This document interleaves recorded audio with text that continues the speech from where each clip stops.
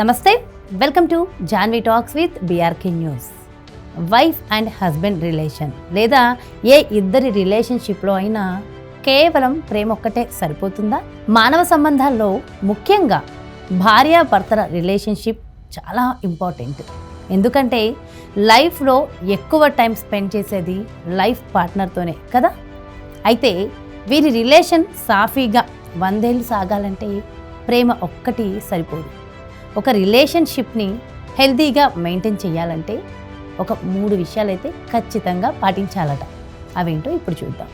అందులో ఒకటి, మీ లైఫ్ పార్ట్నర్ని మీ బంధువుల ముందు, ఫ్రెండ్స్ ముందు లేదా ఇతర ఏ వ్యక్తుల ముందైనా తక్కువ చేసి మాట్లాడుతూ కించపరచకూడదు. రెండోది, మీ లైఫ్ పార్ట్నర్ మీకు ఏదైనా చెప్తే వాళ్ళు ఏం చెప్తున్నారో కేర్ఫుల్గా వినాలట. వాళ్ళకేం కావాలో తెలుసుకుని చేయాలి, కానీ సరిగ్గా వినకుండా ఏదో ఒకటి చేసేద్దాంలే అనే ధోరణిలో ఉండకూడదు. ఎందుకంటే రిలేషన్షిప్లో చాలామంది చెప్పే ప్రాబ్లం ఏంటంటే మా లైఫ్ పార్ట్నర్ మా మాట సరిగా వినరనే. ఎప్పుడైతే అవతలి వాళ్ళు చెప్పేది జాగ్రత్తగా వింటామో సగానికి పైగా ప్రాబ్లమ్స్ క్లియర్ అయిపోతాయి. మూడో విషయానికి వస్తే, మీ లైఫ్ పార్ట్నర్తో మీ నీడ్స్ ఏంటో క్లియర్గా చెప్పాలి. లైఫ్ పార్ట్నర్ జనరల్గా ఎలా ఎక్స్పెక్ట్ చేస్తారంటే తన నీడ్స్, తన వాంట్స్ ఏమీ చెప్పకుండానే లైఫ్ పార్ట్నర్ తెలుసుకోవాలనుకుంటారు.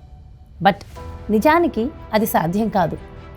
నీ మనసులో ఏముందో, నీకేం కావాలో చెప్పకుండా లైఫ్ పార్ట్నర్ ఎలా తెలుసుకుంటారు?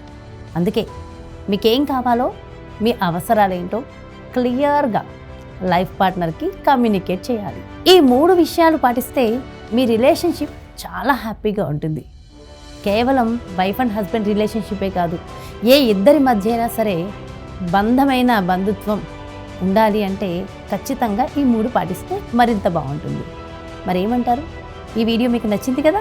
మరి ఇంకెందుకు ఆలస్యం, లైక్ చేయండి. మరి ఎవరికి షేర్ చేయాలో తెలుసు కదా. వెంటనే మీ ఇంపార్టెంట్ లైఫ్ పార్ట్నర్కి ఈ వీడియోని షేర్ చేసేయండి. మరి ఈ వీడియోపై మీ అభిప్రాయం ఏంటో ఖచ్చితంగా కామెంట్స్ రూపంలో తెలియచేయండి.